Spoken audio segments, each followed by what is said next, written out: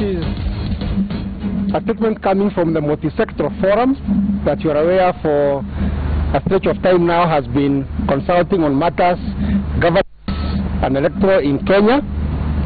The title of our statement is Receive and Respond to Election Results Calmly. Senior religious leaders from different faiths in the country have been following the developments in Kenya following the elections that were held yesterday.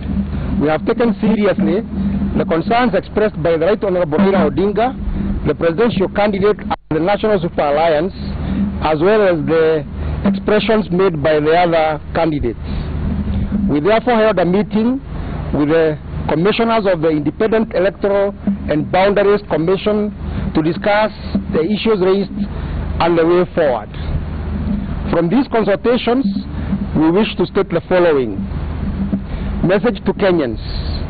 We deeply thank Kenyans for the peaceful manner in which they voted yesterday. This is a great manifestation of political, social and moral maturity that must not be taken for granted. We now encourage you as Kenyans to continue with the same peaceful demeanor. Kindly resume your day-to-day activities as we all wait for the official declaration of the results for the various positions. It is important that we don't engage in acts of violence or other destructive activities. We are confident that the IBC and the main political parties and formations are working to resolve the issues raised, so let us as Kenyans be peaceful as we wait for these processes to be concluded. Our concerns regarding the credibility of the general elections. During our consultations with the IBC, we analyzed the concerns raised by the different stakeholders with regard to the general elections, and we took note. Number one, that the IBC is actively engaging the stakeholders and political parties to clarify the issues and ensure solutions are arrived at. We encourage, of course, the political players, now that that avenue is open and they are engaged, to utilize that more than make alarming statements. Secondly, the most notable activity is that the IBC is in the process of making the scanned images of the Form 34A publicly accessible.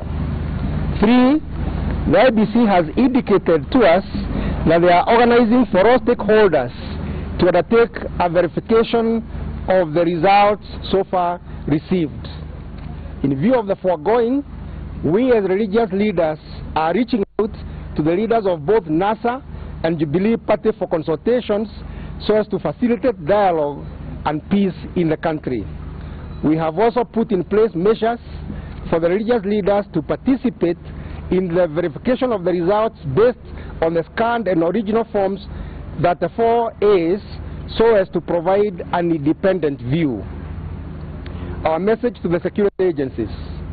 We as religious leaders commend the security agencies for the professional and people-friendly manner that they use to execute their mandate throughout this electoral period.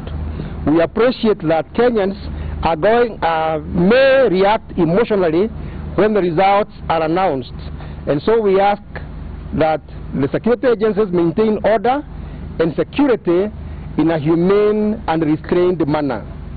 Our conclusion. We conclude by urging all Kenyans to stay calm and remain peaceful. We've just had peaceful elections, and now we have a mandate to peacefully wait for the results to be announced. Thereafter, we hope that any disputes with the results may be dealt with effectively through the laid down machineries. May God bless every Kenyan as we pray for peace in our land. Thank you very much. Thank you. Is there any question? Thank you.